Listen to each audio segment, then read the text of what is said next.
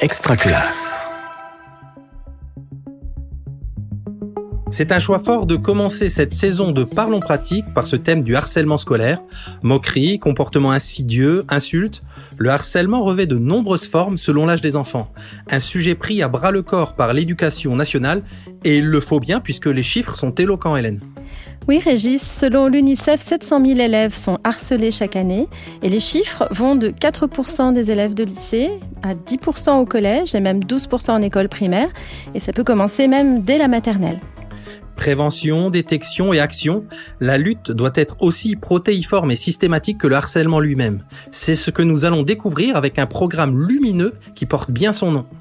Ce programme, c'est phare pour Programme de lutte contre le harcèlement à l'école. Et avec lui, nous allons mettre en lumière aujourd'hui des outils et une méthodologie qui bouleversent totalement les pratiques pour combattre ce phénomène. Quels sont les mécanismes à l'œuvre? Comment sensibiliser élèves et adultes? Comment apporter son soutien à un élève? Quelles actions mettre en place et quelles erreurs éviter? C'est ce que nous allons voir avec nos deux invités, Marie Cartier et Magali Kellal. Marie Cartier, bonjour. Bonjour. Vous êtes professeur agrégé de lettres, membre du comité d'experts de la lutte contre le harcèlement au sein du ministère de l'Éducation nationale, de la jeunesse et des sports. Et vous êtes cofondatrice avec Jean-Pierre Bellon de l'association RESIS, Centre de ressources et d'études systémiques contre les intimidations scolaires. Magali Kellal, bonjour. Bonjour. Alors, vous êtes assistante sociale au sein du service social en faveur des élèves de Lyon. Vous êtes basée au collège Elsa Triolet et vous avez également 3 écoles primaires dans votre secteur. Vous avez été formée il y a quelques années à la méthode de la préoccupation partagée et vous nous en parlerez aussi. Tout à fait. Alors peut-être que pour commencer, il va falloir se mettre d'accord et bien mettre les bons phénomènes derrière les bons mots avec une définition de ce terme de harcèlement scolaire. Qu'est-ce que recouvre ce terme exactement? Peut-être Marie Cartier pour commencer. Le harcèlement scolaire, c'est vraiment un phénomène scolaire. C'est-à-dire que c'est un phénomène de groupe qui apparaît tout naturellement dans le contexte scolaire où les enfants vivent tout en groupe. Dès l'entrée en maternelle, ils font leurs apprentissages en groupe, ils passent leurs moments de récréation en groupe, ils déjeunent même souvent en groupe. Et lorsqu'ils arrivent sur les réseaux sociaux, à partir d'un certain âge, ils se retrouvent encore en groupe sur les réseaux sociaux. Le groupe ne les lâche jamais.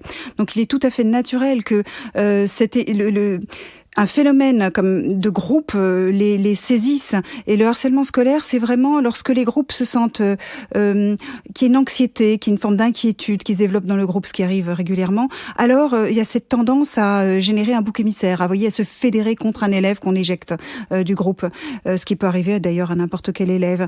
Et voilà, donc le harcèlement scolaire, c'est avant tout cette dynamique de groupe qui apparaît vraiment au sein de l'école de manière naturelle. Et peut-être que l'erreur principale, c'est de penser que les enfants n'ont qu'à s'auto-réguler entre eux, qu'ils ont à régler ça entre eux.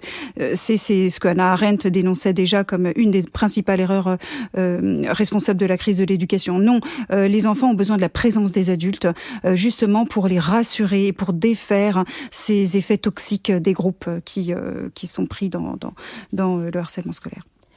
Alors là, vous avez déjà tiré beaucoup de fils sur lesquels on va pouvoir revenir dans le cours de l'émission. On parle donc de harcèlement scolaire plutôt que de harcèlement à l'école pour mettre vraiment en avant cet effet systémique. Est-ce que vous pouvez nous en dire un petit peu plus, Magali Kellal, peut-être, sur ce que vous constatez, vous, dans les établissements? Alors, effectivement, pour compléter un petit peu ce que Marie vient de dire, c'est que il y a également l'adolescence qui entre en jeu et le mal-être adolescent qui peut aussi rendre le harcèlement à l'école encore plus violent. C'est-à-dire que appartenir à un groupe, c'est quelque chose qui est très important à l'adolescence et se faire éjecter d'un groupe, c'est d'une violence inouïe. Et ça peut vraiment plonger un jeune dans une profonde détresse. Et effectivement, notre travail, tous les adultes d'un établissement scolaire se doivent d'être vigilants à ce que les élèves ne soient pas plongés dans une détresse qui peut avoir effectivement des conséquences très graves. Alors cette détresse, justement, j'imagine que vous êtes évidemment aguerri, comme certains enseignants, à identifier ce qu'on appelle des signaux faibles pour détecter les choses le plus tôt possible. Est-ce que vous auriez quelques exemples de ces signaux faibles pour pas qu'on arrive justement à ces situations bien ancrées de harcèlement ? Alors là, on est en plus dans la période de rentrée scolaire, donc les classes sont en train de se former. Et lors de la pré-rentrée, entre personnel, on a pu rappeler l'importance d'être vigilant à ce que l'adulte va cautionner et ne pas cautionner dans sa classe, afin que immédiatement les élèves perçoivent que les adultes seront vigilants.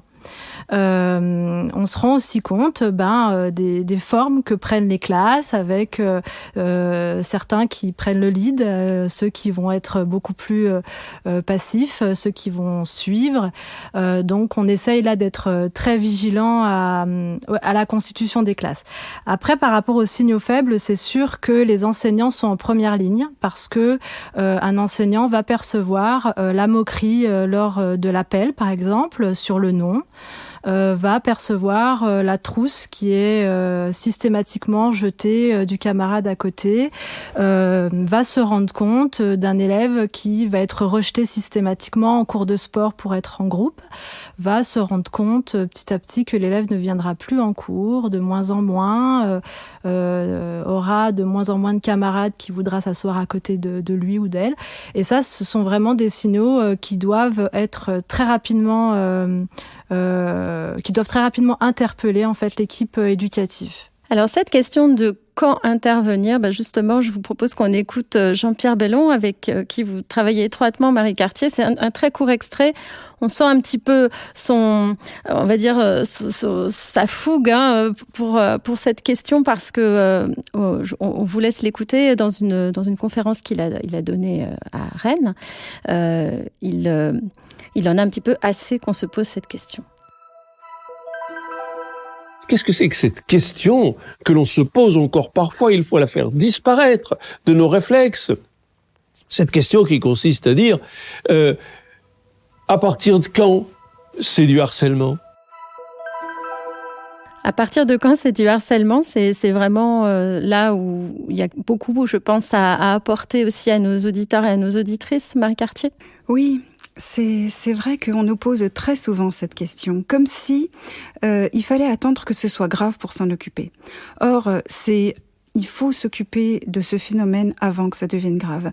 En fait, pourquoi devrait-on accepter que, sous prétexte qu'il s'agit d'enfants, des comportements désagréables apparaissent de manière récurrente entre eux?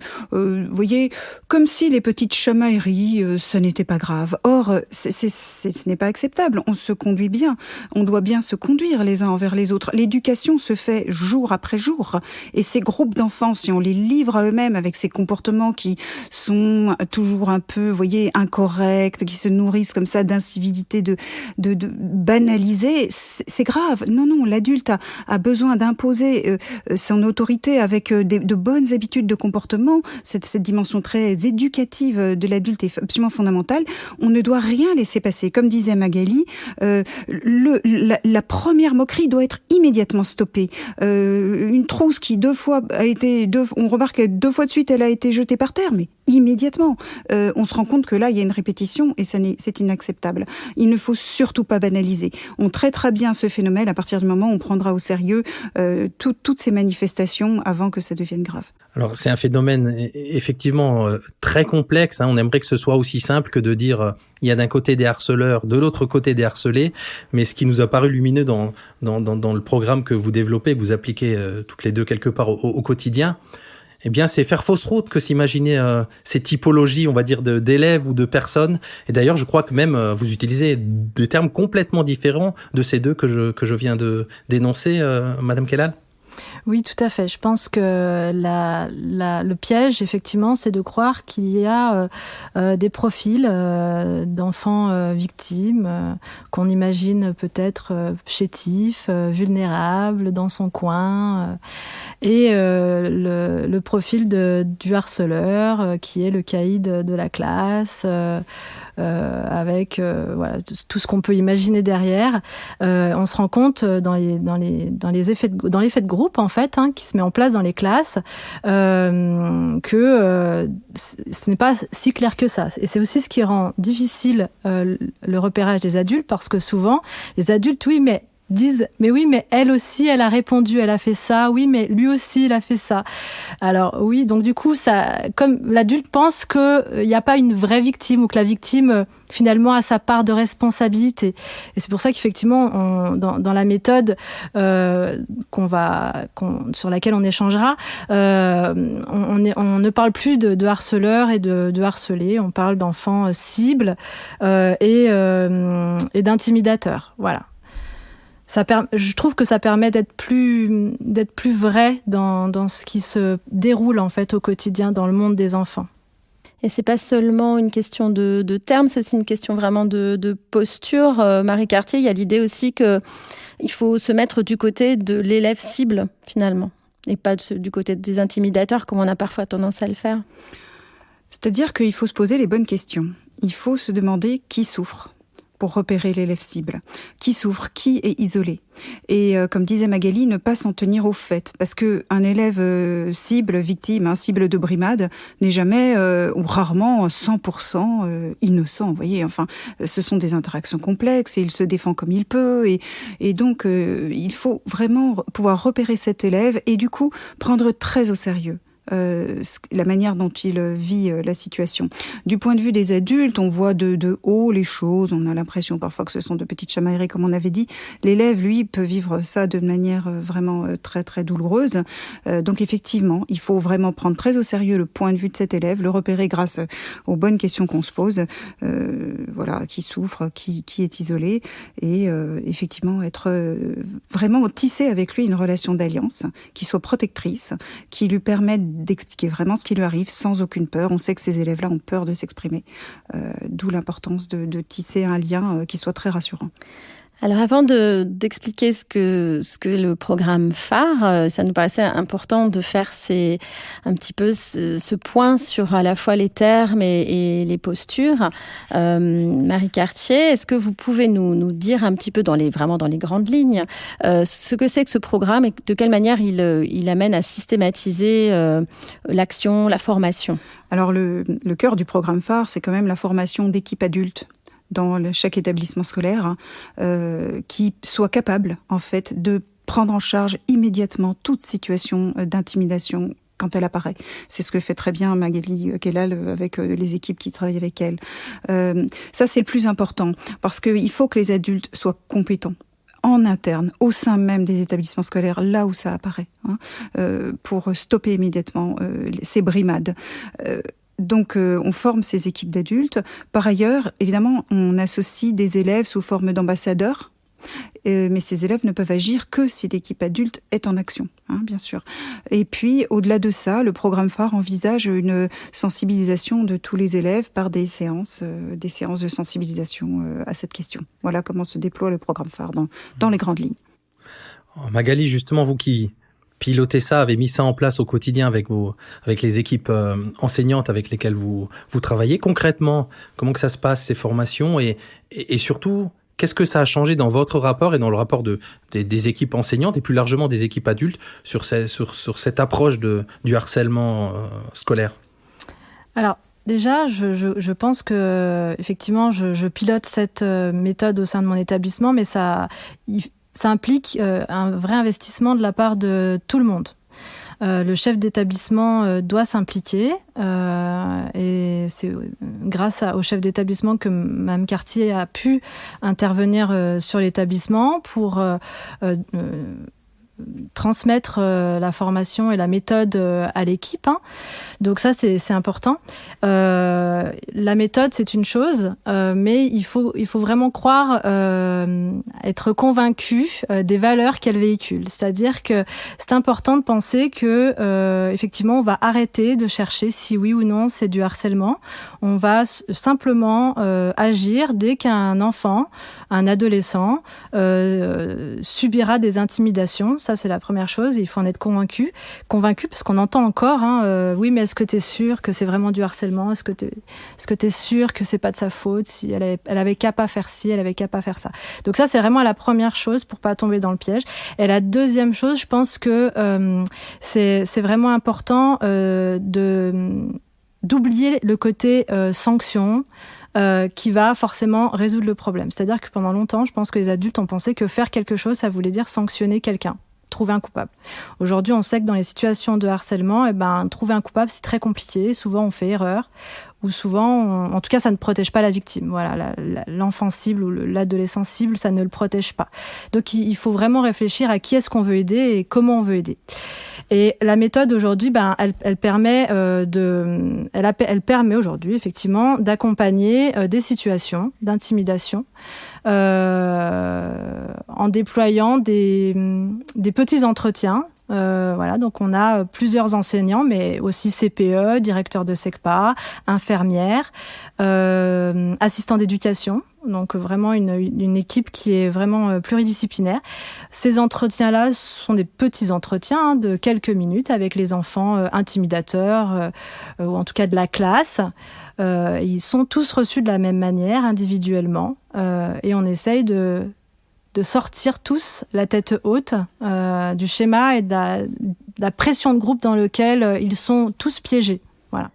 Alors avant justement peut-être de vous demander de nous parler de choses très concrètes, d'un cas très concret. On a parlé de cette méthode, mais on n'a pas vraiment dit en quoi elle consistait. Marie Cartier, est-ce que vous pouvez nous donner les grandes lignes, les principes et puis peut-être la méthodologie que vous avez à la fois adaptée, affinée avec Jean-Pierre Bellon ? Oui, alors la méthode de la préoccupation partagée, que nous avons héritée du psychologue suédois Anatole Pikas, a été adaptée effectivement par Jean-Pierre Bellon, Bertrand Gardette et moi-même au contexte français qui a ses spécificités, avec un soutien qui a été très développé de l'élève cible et de sa famille, ce qui n'est pas le cas dans la méthode d'origine. Et puis, alors pour bien comprendre, c'est une méthode qui vise à briser l'effet de groupe, voyez, les phénomènes de groupe, pour réindividualiser les élèves, au moyen de ces petits entretiens dont Magali a parlé. Donc on reçoit de manière individuelle les élèves, l'adulte est face à l'élève pour des entretiens très brefs en ce qui concerne les élèves intimidateurs présumés et témoins. Donc ce n'est pas pesant, ce sont des entretiens brefs qui sont vraiment qui servent uniquement à permettre à l'enfant de s'arracher à cette logique et à retrouver une boussole, je dirais, qui est celle de ma foi, mais mon camarade ne va pas bien.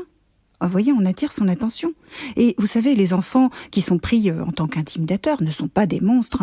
Il faut pas croire que ce sont des délinquants, des graines de délinquants. Non, ce sont tous les enfants, nos enfants participent à ce genre d'action. Et il suffit qu'un adulte se place de manière bienveillante face à eux, mais ferme en même temps, vous voyez, pour que l'enfant comprenne à quel point c'est grave. Ils lui disent, mais ton camarade ne va pas bien. Moi, je remarque qu'il ne va pas bien. Nous l'avons remarqué. Qu'est-ce que tu en penses ? Les enfants très vite, vous voyez, vont rejoindre ce point de vue de l'adulte et vont s'arracher à cette logique toxique des fonctionnements de groupe pour finalement apporter une aide à l'enfant qui en a besoin. Et ça marche vraiment très bien parce qu'en fait, les enfants ont en eux un sens moral, et il suffit de faire appel à ça. Et de l'autre côté, on a un entretien plus long, plus fouillé bien sûr et plus enrobant, je dirais, avec l'élève cible qui a besoin d'être vraiment écouté, entendu, accompagné pour avoir un sentiment de sécurité au sein de son établissement scolaire. Voilà. Alors on comprend bien les enjeux et ce qui peut se jouer, mais Magali Kellal, est-ce que vous auriez un exemple très concret qui illustrerait les propos de Madame Cartier qui a pu se passer récemment ou d'une façon plus lointaine que vous auriez pu vivre dans votre établissement ? Alors sur sur l'établissement dans lequel j'interviens, effectivement, on a l'année dernière traité plus de environ 27 situations sur l'année scolaire. Des situations, il y en a plein. Il y en a des plus complexes que d'autres. En général, elles fonctionnent bien quand elles sont prises tout de suite. Voilà, c'est vraiment la chose importante. Plus on va attendre, plus ça va être compliqué d'avoir une efficacité dans la méthode. Alors les situations, moi, il y en a c'est une qui est arrivée en milieu d'année qui m'a beaucoup marquée parce que vraiment la résolution a été presque magique. Souvent, les élèves peuvent même être interloqués du changement. Les élèves, en tout cas cibles, se disent vraiment les choses ont changé vraiment d'une semaine sur l'autre. Et c'est une jeune fille qui était studieuse, sérieuse, dans sa classe, et une classe plutôt difficile, voilà. Et les enseignants avaient tendance à la prendre comme exemple, voilà, au sein de la classe. Elle était souvent nommée comme l'exemple à suivre. Et petit à petit, eh bien, alors ça part d'une bonne intention de la part des enseignants. Ils pensaient pouvoir motiver les troupes comme ça. Malheureusement, petit à petit, eh bien, cet élève-là a été stigmatisé par ses camarades et elle a été un petit peu rejetée, voire beaucoup. Et petit à petit, sur les réseaux sociaux, on a appris qu'elle pouvait subir des demandes où on lui disait partage tes devoirs, partage-nous les cours, puisque voilà, tu es la bonne élève, tu sais forcément faire, donc partage-nous les interros de demain, les devoirs, etc. Elle a refusé plusieurs fois et là, elle a senti vraiment une vraie agressivité de certains camarades, en tout cas, qui devenaient de plus en plus agressifs. Et l'enseignant a remarqué, son professeur principal, en tout cas, a vite remarqué qu'il se passait quelque chose. Il l'a reçue en fin de cours et elle a pu se confier. Donc rapidement, ce professeur qui est formé à la méthode a transmis ses inquiétudes à la cellule, donc aux membres de l'équipe formée, et nous avons déclenché la méthode. Donc une dizaine d'élèves de la classe ont été reçus par les personnels formés. Et effectivement, une grande majorité a reconnu qu'ils avaient observé ces élèves, qu'elle n'allait pas bien, qu'elle avait changé d'attitude. Alors, ce qu'il faut peut-être préciser, c'est que ce sont des élèves, c'est pas tous les élèves, mais c'est pas non plus des élèves ciblés particulièrement que vous recevez. Comment est-ce que vous les choisissez d'une certaine façon ? Alors, en général, on essaye de mélanger un petit peu, c'est-à-dire qu'on prend les élèves que l'élève cible nomme quand elle les nomme, parce que il y a des élèves cibles qui ne donnent pas de nom. Mais en tout cas, là pour cette situation, elle avait clairement identifié des élèves et elle avait aussi nommé des élèves qui ne participaient pas vraiment, mais en tout cas qui ne se positionnaient pas. Qui était plutôt passif, notamment, je pense, sur les réseaux sociaux. C'est-à-dire qui était présent sur ce groupe, qui voyait ce qui se passait, mais qui ne faisait rien. Voilà. Donc, on a mélangé ces élèves-là dans les entretiens. En tout cas, on a fait les entretiens avec ce panel-là. Et très rapidement, on s'est aperçu que les élèves qui intimidaient cette jeune fille, et notamment les plus virulents, ont immédiatement cessé. Et ceux qui ne se positionnaient pas se sont positionnés. C'est-à-dire que certains ont quitté le groupe sur lequel cette jeune fille était malmenée. Et d'autres sont venus lui faire des excuses en lui disant qu'ils auraient dû la défendre. Certains sont venus lui dire c'est vrai que moi je suis pas très bonne élève, j'aimerais que tu m'aides. Elle a été très contente de pouvoir aider des camarades. En tout cas, la manière était beaucoup plus adaptée de lui demander de l'aide. Et elle est venue me voir. Parce que forcément, nous on suit les élèves cibles de manière intensive au début. Une fois que l'élève nous assure que la situation s'est améliorée, on laisse un petit peu de temps. Voilà, on revoit l'élève cible, mais de manière moins intensive. Et cet élève est revenu 2 semaines après me dire je suis heureuse parce que je peux revenir au collège de manière sereine. J'aime tellement l'école que ça m'embêtait d'avoir la boule au ventre pour venir à l'école. Ça, c'est vraiment des situations qui sont vraiment intéressante parce que on se rend compte qu'en 2 semaines, cette jeune fille, elle a repris confiance en elle, elle a retrouvé le sourire et le goût à l'école, alors que 2 semaines avant, elle était vraiment en souffrance. Et on sent qu'on arrête quelque chose qui aurait pu prendre des proportions beaucoup plus graves. Exactement. Alors, parole aux élèves, pour le coup, je vous propose qu'on écoute des élèves d'une école primaire, l'école Pierre-Jacques Elias en Bretagne. Ce sont des élèves qui sont des ambassadeurs contre le harcèlement, justement, évidemment. Mes missions, c'est essayer de repérer les enfants qui vont pas bien, ceux qui sont embêtés, et après, essayer de régler les problèmes si c'est possible. Et si c'est pas possible, on va avoir une maîtresse ressource où l'élève il pourra s'exprimer avec elle. Et puis ça va être elle qui va s'en occuper. Moi je suis en CM2 cette année, mais l'année prochaine je serai au collège. Donc je me sens plutôt bien préparée parce qu'après ce qui s'est passé ici, on a au final tous appris à lui en parler. Marie Cartier, dans les mots de ses élèves, ou derrière les mots de ses élèves, plutôt, on aurait envie de savoir comment ils sont sensibilisés à ces questions, en balayant peut-être en brèche quelques fausses bonnes idées, comme parfois on montre des films sur le harcèlement, on réactive par là certains clichés. Enfin, voilà, comment on amène ses élèves à cette maturité sur cette question ?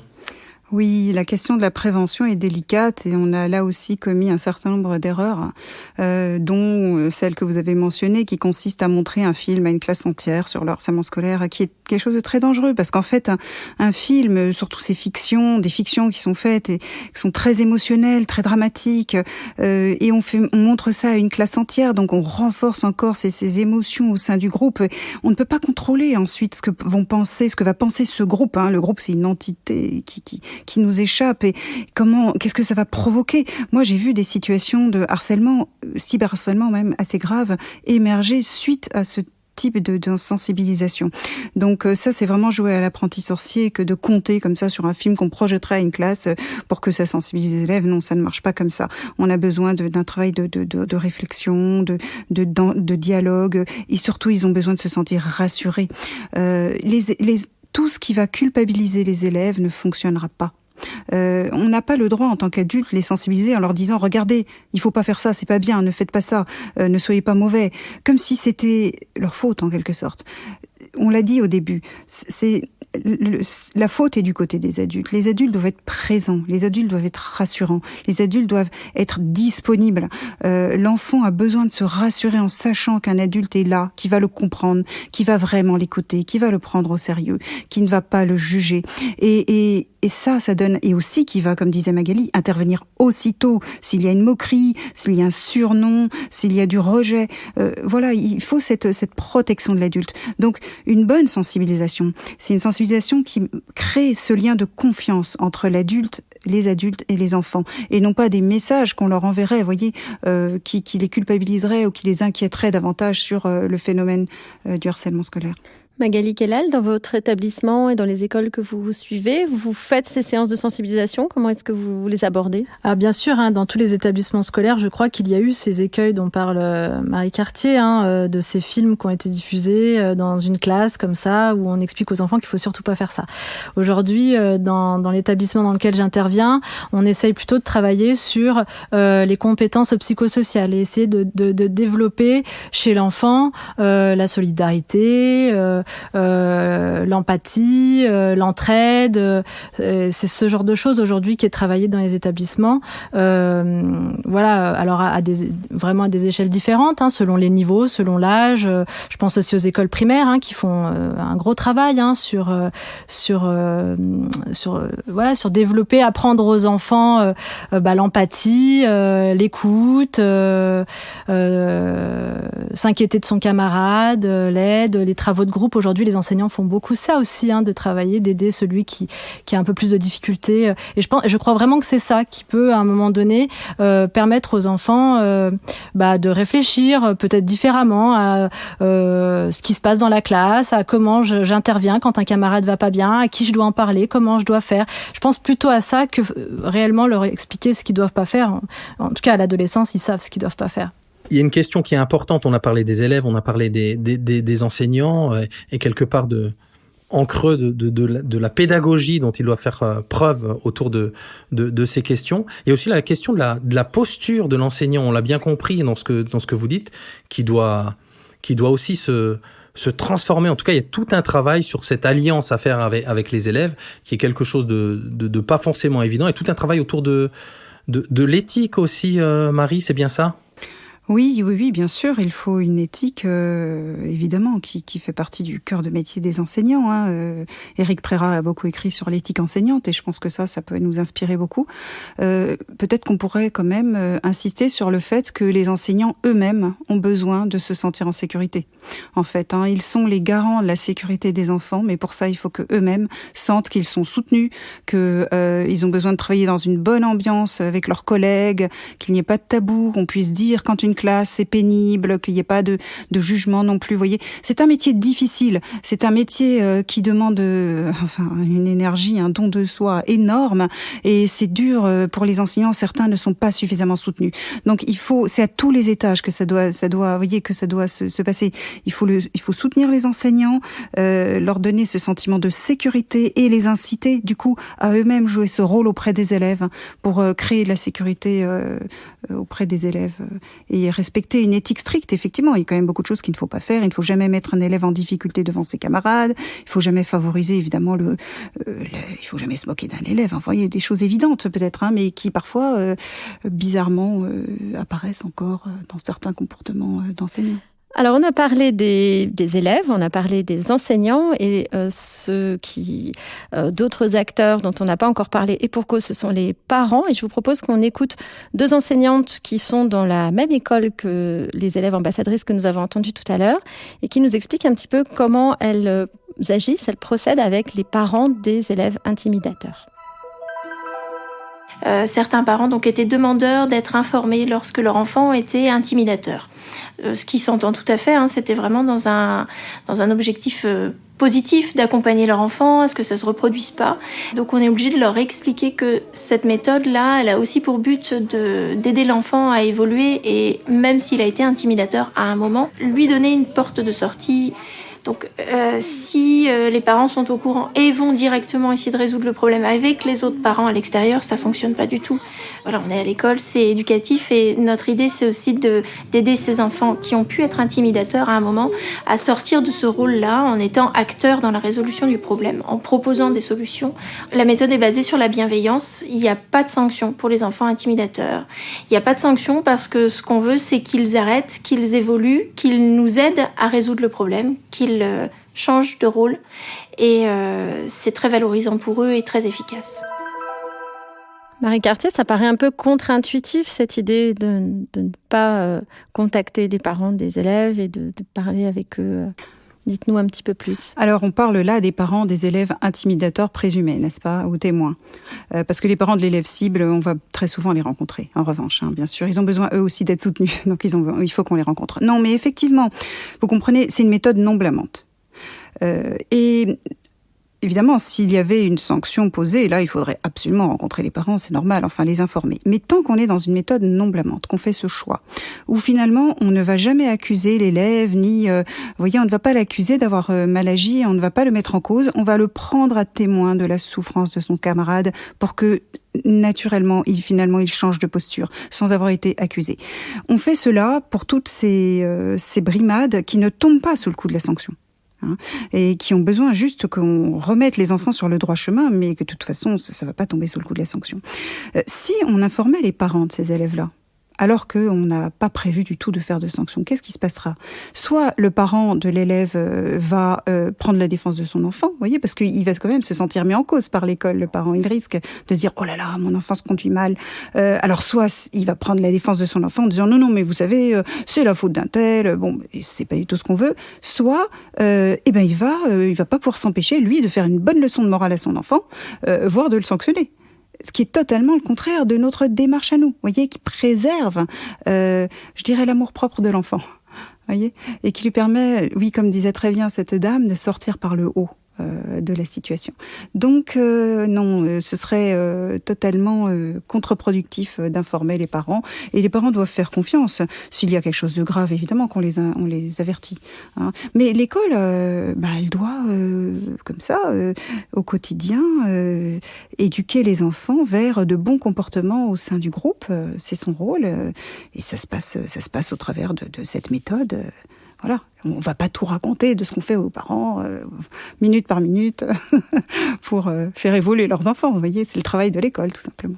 On a vu qu'il y avait pas mal de choses contre-intuitives ou des fausses bonnes idées de départ dans ce traitement du harcèlement. Il y a une autre idée en préparant cette émission qui avait été évoquée, c'est on a parfois cette image allez, je vais être caricatural, mais à dessein, du prof un peu frontal avec la classe en autobus et chez lui, il y a pas de souci, tout se passe bien et il a aucun problème de harcèlement. Et ce prof un peu plus, entre guillemets, je mets toutes les guillemets qu'il faut, innovant, qui travaille en îlot, et puis là, il y a des choses qui se passent et il y a peut-être des phénomènes de harcèlement. C'est pas parce que c'est une question de pédagogie, mais c'est plutôt, il y a des choses contre-intuitives, vous nous en avez parlé. Par exemple, on sait pas tout à fait ce qui se passe dans les petits groupes à ces moments-là. Donc, c'est pas seulement non plus une question de pédagogie. Il y a des phénomènes comme ça un petit peu contre-intuitifs pédagogiquement, même dans les actions des profs. Alors, je pense que ce qui est important là, pour le coup, c'est vraiment, comme le disait encore une fois Marie Cartier, c'est que les profs puissent discuter entre eux, se sentir libres en fait, justement, de pouvoir dire moi je ne travaille pas comme mon collègue prof d'anglais. Est-ce que dans ton cours tu as le même genre d'agissement que dans le mien, et de pouvoir partager ça. C'est-à-dire que effectivement, si l'enseignant se sent jugé parce que dans sa classe, il y a du chahut, et que du coup, il a peur de se sentir jugé, il va pas en parler. Et encore une fois, du coup, les situations, on va perdre du temps à pouvoir les repérer. Il faut que les enseignants, osent en parler librement avec l'ensemble de l'équipe quand ils remarquent que dans leur cours, il y a du chahut. Voilà, sans avoir crainte derrière qu'on juge leur pratique ou leur pédagogie ou leur façon d'être en relation avec leurs élèves. Alors, il y aurait encore beaucoup de choses qu'on aimerait aborder avec vous. Il y a une chose peut-être que nos auditeurs trouveront, s'étonneront de ne pas avoir trop entendu encore, c'est la question du harcèlement sur les réseaux sociaux, le cyberharcèlement, etc. Ça mériterait vraiment une émission en soi, mais ce que vous pourriez nous dire, Marie Cartier, c'est comment est-ce que cette méthode que vous mettez en place, qui s'appuie sur des entretiens avec les personnes, comment est-ce qu'elle peut avoir prise sur des phénomènes de groupe virtuels, entre guillemets, sur les réseaux? Alors, le cyberharcèlement a deux formes principales. La première, c'est lorsqu'il est simplement un prolongement de ce qui se passe entre les élèves. Donc, on voit, ça se passe à l'école, entre les élèves, et puis ça se prolonge sur les réseaux sociaux, et ça revient le lendemain à l'école. Quand c'est ça, finalement, la méthode fonctionne. Parce que on a prise sur des individus, malgré tout. Vous voyez, on les connaît, ils sont face à nous, même si ça se prolonge sur les réseaux, ce sont quand même nos élèves, on les a sous la main.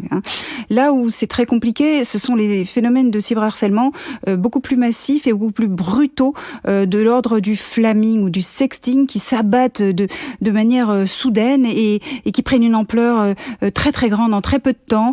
Ça s'abat sur un élève cible, et là évidemment c'est beaucoup plus compliqué. On est obligé d'avoir des stratégies de protection de la victime aussi bien pensées en avance, en amont de toute situation dans les établissements scolaires. Je pense au sexting, où il vaut mieux que les établissements scolaires soient vraiment préparés en amont pour tout de suite avoir les bons réflexes. Ce sont des situations plus compliquées où là la méthode de la préoccupation partagée ne suffira pas. On peut s'en inspirer pour faire certaines choses, mais on aura besoin d'autres dispositifs bien plus importants, bien plus décisif. Alors on a pour habitude, on aimerait dire tellement plus de choses, mais on espère en tout cas avoir donné envie à tous nos auditeurs à aller chercher plus loin sur cette méthode et sur ces questions ô combien vives. On a l'habitude de terminer l'émission en demandant à nos invités une inspiration autour de la thématique qui a été évoquée. Est-ce que vous pourriez partager avec les auditeurs l'une l'autre, peut-être en commençant par Magali, une inspiration ? Alors moi qui suis fan de séries, c'est vrai que j'ai beaucoup été impactée par la série 13 Reasons Why, qui parle d'une jeune fille qui s'est suicidée. En tout cas, la série commence comme ça, donc je spoil personne en le disant.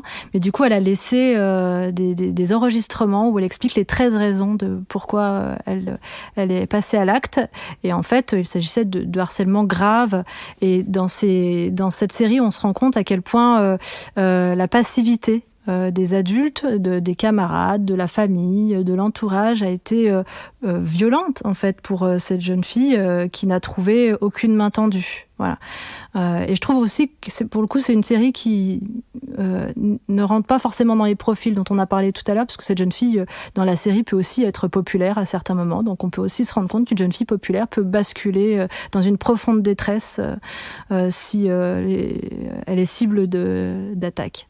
Merci pour cette inspiration. Marie Cartier, de votre côté ? Alors moi, je donnerais un livre et un film. Je vais faire vite, mais le livre de Noémie Agrohan, De la rage dans mon cartable, quand même, qui est vraiment un témoignage extrêmement juste, extrêmement précieux pour bien comprendre comment ça peut être vécu. C'est une jeune fille donc qui a été harcelée pendant tout le collège.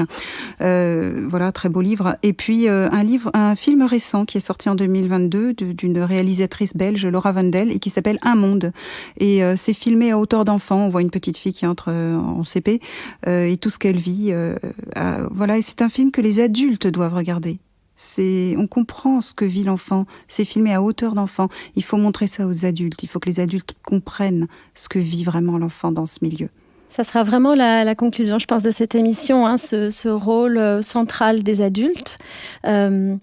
Qui ne doivent pas être passifs, on l'a entendu, qui doivent agir, mais aussi ne pas agir n'importe comment. On a entendu aussi qu'il y a beaucoup de bonnes intentions qui n'ont pas forcément des résultats très positifs. Donc c'est vraiment important de suivre cette méthode et son éthique. On vous invite vraiment à aller voir toutes les ressources qui permettent de se former à cette méthode et plus généralement dans le cadre du programme phare. Merci beaucoup à toutes les deux de votre présence. Merci. Plein phare sur le harcèlement scolaire, un épisode Parlons pratique, préparé et animé par Hélène Audard et Régis Forgione. Montage et mixage, Simon Gattegno. Coordination de production, Luc Taramini, Hervé Thury et Magali Devance. Directrice de publication, Marie-Caroline Missire. Suivez-nous sur extraclasse.réseau-canopé.fr ou sur votre plateforme de podcast préférée pour écouter tous les épisodes dès leur sortie.